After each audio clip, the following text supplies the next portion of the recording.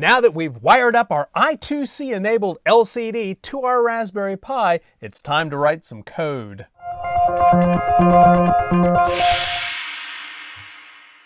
Now we're going to be referring a lot to the theory that we talked about in the last lesson. So if you haven't looked at the last lesson regarding the I2C to parallel module and its connections to the LCD display, well, you might want to go check it. As you can see, we've got the LCD powered up and Bashful is logged in. What we're going to do now is write our Node.js scripts in order to control this LCD. Now, there's going to be a little bit of copying and pasting. Hopefully, we'll have access to the raw script whenever we put it in the description for this video.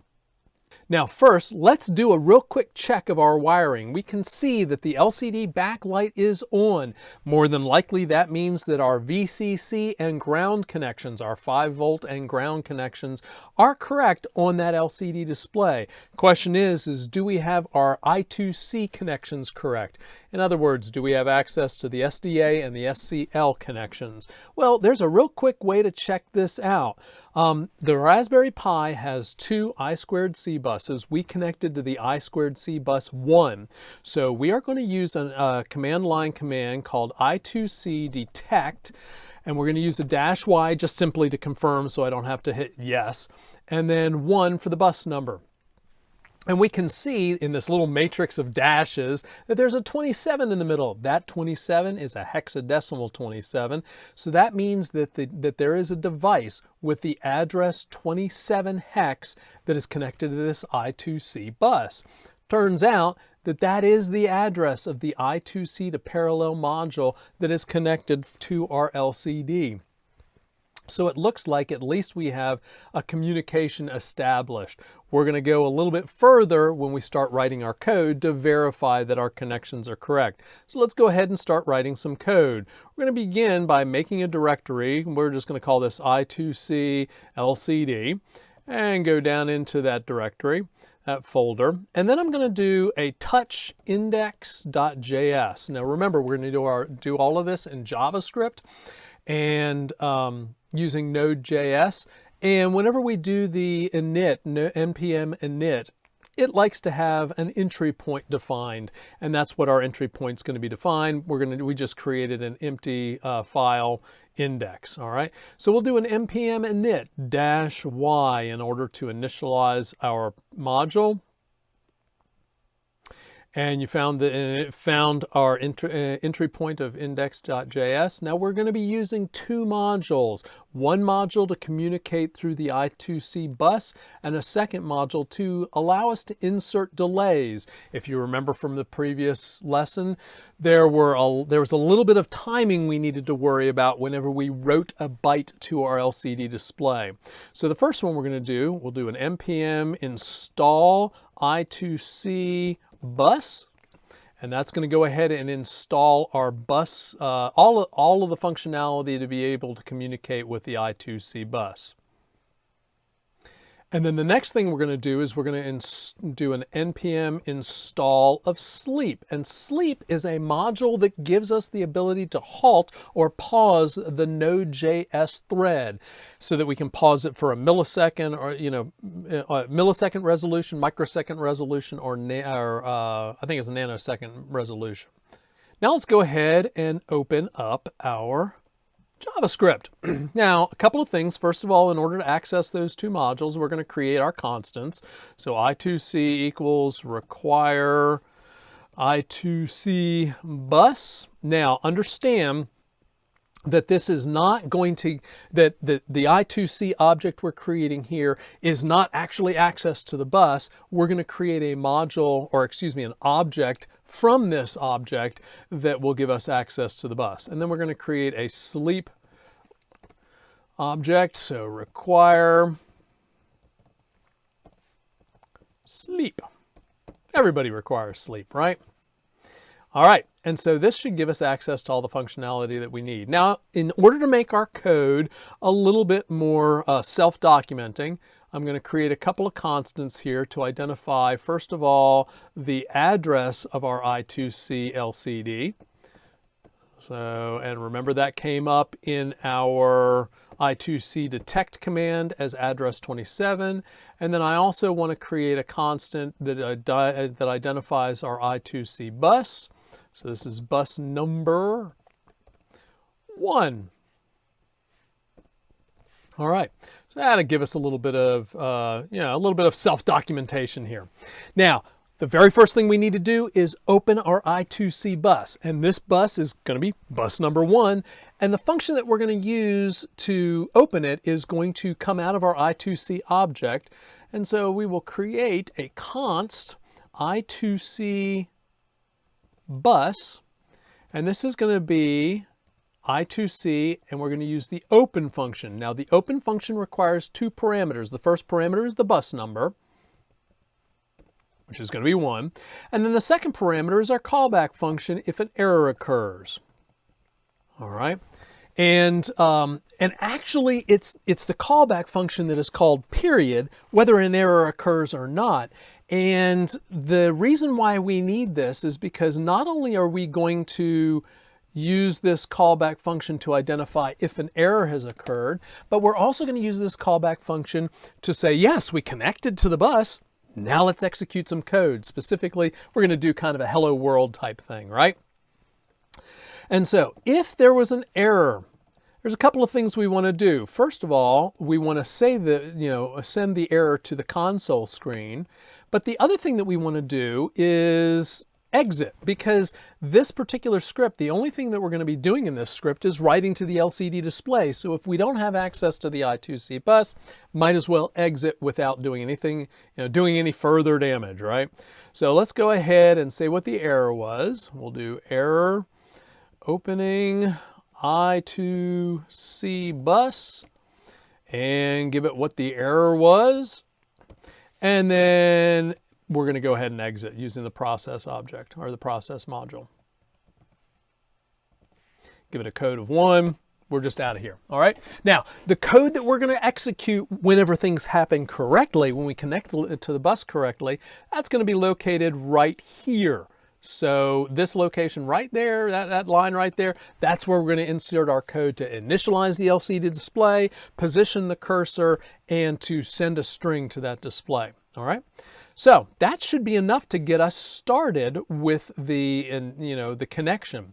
Now, the first thing that we're going to do, just to make sure that we're not worried about the I2C LCD yet, because the LCD is going to require some initialization. But let's first see if that I2C to parallel module is working correctly. Before we do that, and the function we're going to use to do that is called I2C write. I2C write requires an error handler. So let's go ahead and write a function to handle any sort of I2C error. And this is going to be a callback function for our I2C write function. Now the callback function itself requires 3 parameters. First parameter, an error. The second parameter is the number of bytes that were written. The third parameter is a buffer containing the bytes that we tried to write. So we're going to have error, bytes written, and buffer. There are the parameters for this particular function. All right. Now, really, the only thing we're going to be using this for is handling any sort of an error. So if an error, just simply console log error writing to I2C bus, and just simply output the error. Okay, we good with that? This is just it's just a generic callback function. We're going to use the I2C write function a lot, so no need to simply over and over again write a callback function if an error has occurred. Now, if you remember from the previous lesson, there were 8 bits coming out of that I2C to parallel module. 4 of those bits went to a nibble to write nibbles to the LCD display. 1 bit controlled the backlight, 1 bit controlled the register select address line, 1 bit controlled the enable, that little thing that we were going to pulse in order to store a byte. And then the last one was our read write So if it was a 1, we were reading. If it was a 0, we were writing. Now for this particular script, we're only going to be writing, so we're always going to have that set to a 0. That said, let's go ahead and see, before we try and initialize the LCD display at all, let's just try and see if we can actually write something to the I2C module. And we're going to do that by setting turning on and off the backlight. So let's just create a constant. And in fact, maybe we ought to create it with the group of constants we have up here. We will create a constant, and we'll call this guy LCD backlight. And it is going to be equal to the bit position, actually bit position 8. Okay, so it is the 4th position from the right. So we've got bit position 0, bit position 1, bit position 1, bit position 2, bit position 3. So bit position 3 is connected to the LCD backlight. That corresponds to an 8 in hexadecimal. If we write an 8 to our LCD display, to the I2C to parallel module, we should turn on the backlight. Will it work? Well, let's go ahead and write a function to do that. We'll do a function backlight control on off. And what we'll do is if on off, in other words, if that Boolean we're being sent is equal to a 1, then what we'll do is we'll turn on the backlight, right? Otherwise, we're going to turn off the backlight. Now, how are we going to do this? Well, remember, we are going to be using the I2C bus. We created that object, and that object has a function called I2C write. Now, this takes 4 parameters. It takes the address that we're writing to. And I think we already defined that as LCD I2C address, right? A constant. The second parameter is the number of bytes we are writing. The third parameter is a buffer of the array of, a buffer of the bytes we are writing. And then the last parameter is the callback function if an error occurred. So we're going to write LCD I2C address. Okay, that should be our 27 hex, right? We're only writing a byte, and then we're going to take a buffer from, and what we are going to pass to this buffer from is an array of all the bytes that we want to write. Well, we want to just write 1 byte, and that 1 byte is going to be our LCD backlight on constant. So up here, that LCD backlight, we're going to be passing that to our, we're going to be creating a buffer from that 1 element. So LCD backlight.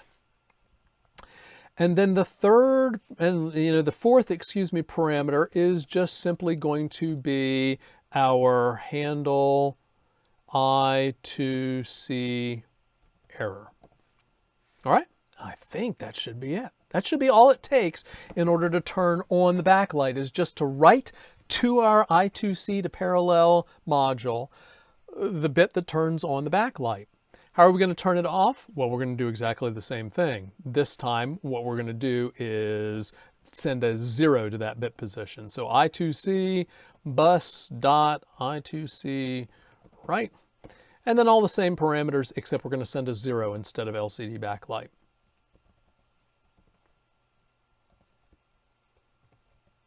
And as I was doing that, I noticed that you all didn't tell me that I had mistyped here. You just feel free to raise your hand and say, darn off, you entered an error there. I'm sure it's not going to be the only one. All right.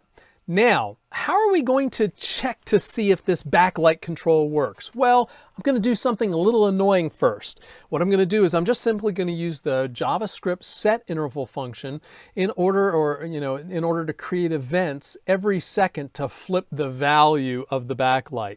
So let's just create a variable. We'll just call this backlight condition. equals true. And it'll just simply hold whatever the last value that was set to the backlight is. And so we'll have set interval, and we'll call a function. Now inside of this function, and remember that there's the function that's called whenever the interval occurs, and set interval, we'll set it for 1,000 milliseconds, which means it should be every second, and we'll do something like backlight condition equals the inverse of backlight condition. And we will do backlight control, and we will send it whatever the current backlight condition is. There you go. Hopefully that will work. So we're going to save this, and then we'll exit. Now, keep an eye on that backlight. What we'll do is we'll do a node index.js, and we'll run it. And once the code starts, you should see the backlight is flashing. Taking a little while for the camera to catch up to the backlight, huh? So we're going to go ahead and kill that. Leave the backlight on, so our backlight is still on. Now we'll go back into index. We will comment out that code that did the blinking, because we don't really want to do that. It served its purpose. It told us that our interface to the I2C to parallel module is working. Now let's go ahead and write some code. If you remember from the previous lesson, one of the important things about writing to the LCD backlight was this timing. There was a lot of timing that was involved in order to correctly write to the LCD module, in order to get it to correctly grab a bit or a nibble. And the way it worked was you set RS, the register select, you set the read-write bar, we set it to 0 to write, and you set the data. And once you get those three things done, you let it set for a while. Turns out it's pretty short while. It's like 30 nanoseconds. Then you pulse the enable. You make it go from a 0 to a 1, and then you make it go from a 1 to a 0 in order to latch that data. Then you wait for a moment in order to let everything kind of settle, and then you can write the next byte. So we're going to write a function called, let's just call it function raw timed write. And we're going to send two variables to this. We're going to pass two variables to this. The first thing that we're going to pass to it is the actual data. Now remember, we are setting our LCD display up to accept nibbles, a 4-bit value, because we remember on our I2C to parallel module, we were using the lower nibble for the control lines. The upper nibble was what we're going to send data with. So we are going to pass to it a variable called data in upper nibble. Now this data in the upper nibble, that's the byte. That's what we're sending to it. And we're going to just put that data in the upper nibble. So all we have to do is just simply put our control digits, our control bits in the lower nibble. And then we also need to know whether this is a command or a character we're sending. Now, the command bit, and this is identifying whether the RS is going to be a 1 or a 0. Remember, if RS is a 0, that's a command. If RS is a 1, that is a character we're sending. So just to make it so that nobody has to memorize that, let's create a couple of constants. These constants are going to define for us whether we are sending a command or a character. So I'm going to simply call this LCD register select. Remember, that's our RS signal. If it's a command, then it's going to be equal to a 0. That bit is going to be equal to a 0. And the bit is going to be the least significant bit of our byte that we're sending to the display. Now, if it's a character, we're going to want register select for a character. We're going to want that equal to a 1. All right, so those are the two values that our second parameter for our raw timed write is going to be those are valid values for the command or character. Now, oh, and one other thing, remember that we need to also set our enable signal. Now, which bit was enable? Well, it turns out enable is bit position 2, which corresponds to the hexadecimal value 4. All right. That should be all we need to define in terms of our constants for raw timed write. Let's first clean our data. So we'll do clean data equals data in upper nibble, just in case somebody messed up and didn't send us something with only the upper nibble set. We're going to clear this, clear the bits that we need to have set to 0 with that bitwise and with F0. And we also want to make sure that our RS, our cleaned RS, make sure that those are only a 1 or a 0. So we're going to take command or care. We're going to do a bitwise and with 1. Now comes the process of writing to our I2C bus. So we have I2C bus. That's the object we created with the open command, right? And if it's successfully opened, well, we should have access to an I2C write command. And the I2C write takes 4, as we saw before, takes the 4 parameters. One is the address of the device, so LCD I2C address. The next is the number of bytes we're sending, and it's 1. And then a buffer that is created from the data that we're sending. So let's put this on the next line. So we are going to create a buffer from an array with 1 element in it. And that array is going to be clean data ORed with LCD backlight, because we want to leave the backlight on, ORed with clean RS. That's the data. So we've got the data in the upper nibble, we've got the backlight bit turned on, and we've got whether it's a command or a character being set there too. Now the other bits, enable and the read write, those are going to be left as 0. Read write's going to be a 0 because we're writing. Enable is going to be a 0 because we need to create that pulse. Now, just because the force parameter is required, we are going to handle I2C error. And that should be all it takes in order to pass the first byte to the I2C module. Now, once again, the I2C module, we've already established that that's working just fine. We need to get this timing just right in order to get the LCD display to receive a byte. Now, the next 2 instructions are exactly the same, except one of the instructions is going to be used in order to turn on the enable. So we're going to do exactly the same thing.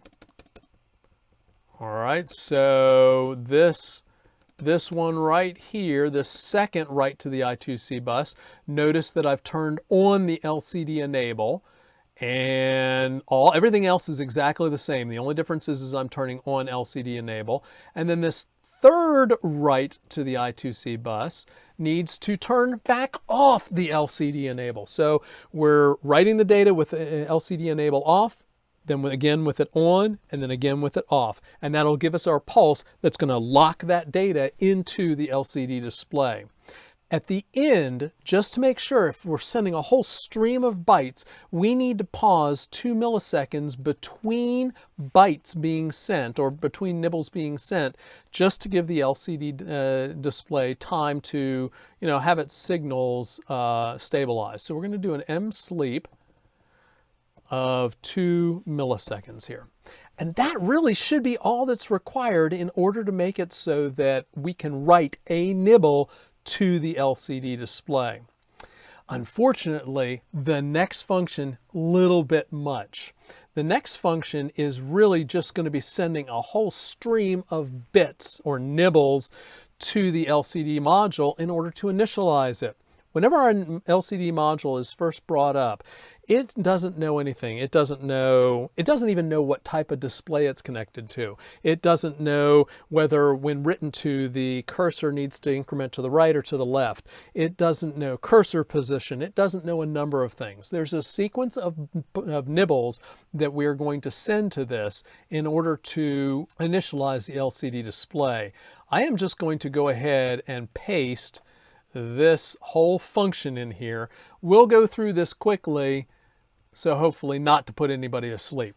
Very first thing we're doing, we need to pause for about 15 milliseconds just in case this script is executed immediately upon powering up the LCD display. Everything just needs to be stabilized for 15 milliseconds before we start writing commands to it. Now, the commands go something like this. Write a 3, and these are in nibbles. Write a 3, and then another 3, and then another 3. For some reason, the LCD display needs to have these written to it with those enables pulsing those 3s in or clocking those 3s in for it to kind of reset. After writing the first 3, we have to wait 4.1 milliseconds. After writing the next 3, we have to wait 100 microseconds. And then the timing gets a little looser after that. Then we write a 2. I don't know why. Read the data sheet. And then we have another sequence of commands that we write. Now, one of these commands, we're actually defining the number of lines that our LCD display has. That N says we've got 2 lines. The font, F, that says how many pixels by how many pixels each one of the characters are. For this particular display, writing a 0 to F identifies it as a 5 pixel by 7 pixel, 5 columns by 7 rows for each character. Then we have this last command that we write to it, this 6 that we're sending to it. The 6 identifies the display movement as it is staying still. It is not scrolling left and right as we write characters to it. Then S says that setting S to a 0 says that we are incrementing as we write each character rather than decrementing the position of the cursor. So that should be enough in order to initialize our display. What do we do after that? Well, whenever the display first comes up, the cursor is positioned hopefully in the upper left-hand corner of the display. But we want to make sure that is for sure exactly what is happening. So let's go ahead and create another function that is going to allow us to position the cursor. So let's create a function position cursor. And it's going to take 2 parameters. It's going to take the line number and the cursor number. Or excuse me, the column number. All right. Now, how does this work? Well, we are going to send a byte command. And remember, a byte command is sent as 2 pieces using the raw timed write. So we're going to send the most significant byte and then the least significant byte. Let me show you a quick diagram of exactly what the bits look like for this particular byte. The first bit is going to be a 1. This 1 in the most significant bit position is going to tell the LCD display that we're about to get a cursor position command. Now the next bit is the line number, a 0 for the top line, a 1 for the bottom line. Then we have 2 zeros. So that's going to be the first nibble that we send to the LCD display. The next nibble is going to be the 4 bits identifying which column we're in. So 0 through 15, which of the 16 columns we're going to be in. Now, before we do anything, let's go ahead and clean up our data. So let's do let clean line equal our line number ended with a 1. And by doing this, what we're making sure of is that this is going to be a single bit, a 0 for the top line, a 1 for the bottom line. Then let's also clean our column. So we'll get let clean column, and we'll have that equal to the column that was sent to this function as a parameter, ended with F. And that will make it so that it's a 0 through 15 value. All we need to do now is send the values to our LCD display. So we're going to do a raw timed write. And we're going to make sure that that most significant bit is set to a 1, so it'll be an 80 hex, ORed with the clean line shifted to the position that is immediately to the right of that most significant 1 position. So that'll give us moving the line number, that bit, over 6 positions. Now this is a command, so we're going to need to use that constant, LCD register select command. And then we need to repeat this for the column number. So we'll do a raw timed right. And this, we need to send the clean column number. But remember, it's going to need to be in the most significant nibble for our raw timed right function to work properly. So we need to take clean column and shift it left 4 bit positions, and then follow it with LCD register select command. And that should be all that's required in order to position our cursor. Now, just to make things a little easier for the users of this code, we're going to create a couple of constants. We'll do line 1. That's going to be equal to 0. And because remember that the 0 is line 1, the 1 is line 2. And so we'll have LCD line 2 equal to a 1. All right, so we should be good.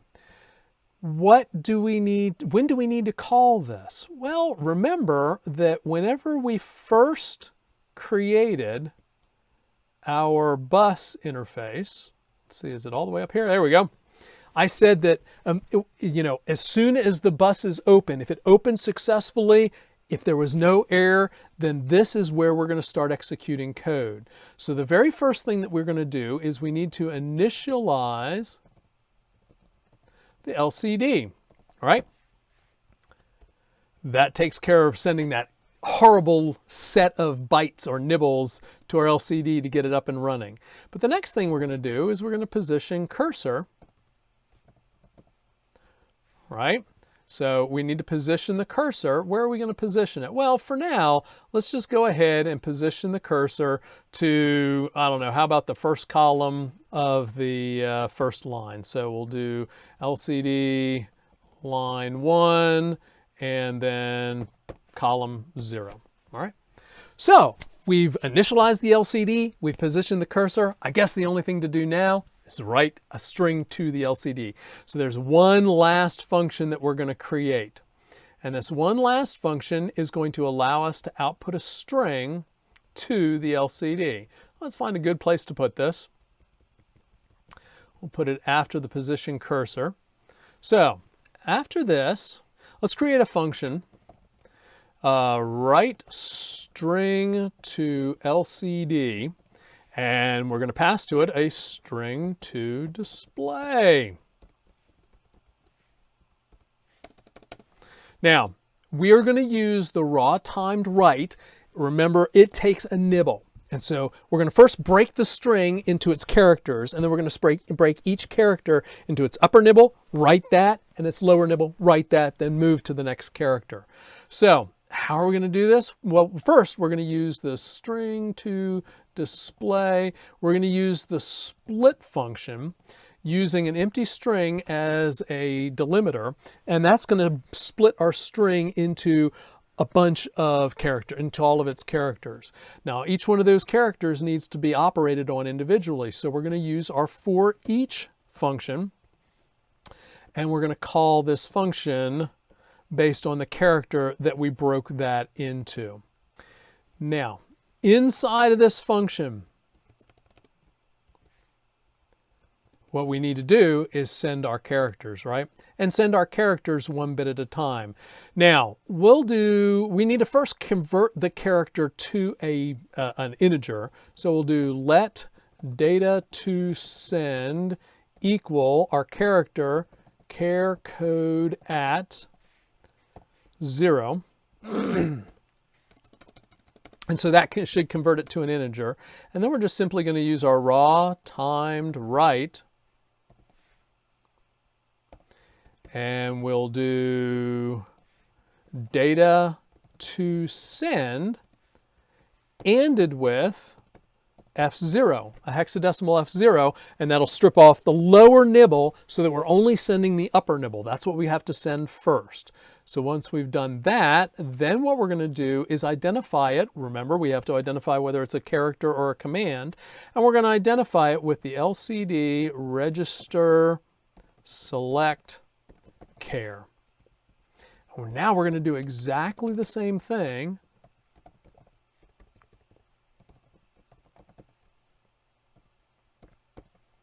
with data to send, except we're going to shift it up so we can get the lower nibble into the upper nibble, and then again clean it up by doing a bitwise and with F0, and make sure that we use the LCD register select char. Whoops. And now we should have everything we need to write a character or write a string to the LCD display. So writing a string to the LCD display, I don't know, how about something simple like hello world, right? I mean, what else do we write? So let's write string to LCD. And how about, I don't know, how about hello? All right. So we've got 1, 2, 3, 4, 5, 6 characters. And so that leaves 10 empty spaces. So let's center this. We'll move the cursor to 5. And then how about position cursor LCD line 2. And we'll insert where we're going to position it in a moment as soon as we figure out how many characters world takes. So write string to LCD, and then we'll have world, exclamation point. Looks like it too takes 6 characters, so we will set this guy to position 5, column 5. And there you go. That is our code. Now let's execute it. Node index JavaScript.